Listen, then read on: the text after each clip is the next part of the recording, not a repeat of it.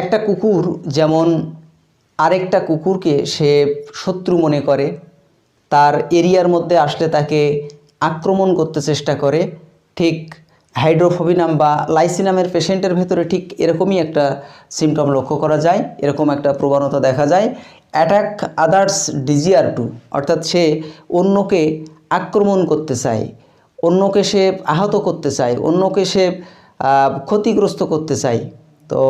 খুবই গুরুত্বপূর্ণ একটা সিমটম অ্যাটাক আদার্স ডিজিআর টু,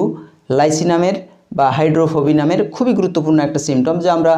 অনেক রোগীর ক্ষেত্রে আমরা পেয়ে যাব বা বর্তমান সমাজের মানুষের ভেতরে আমরা কিন্তু এই টেন্ডেন্সিটা বেশি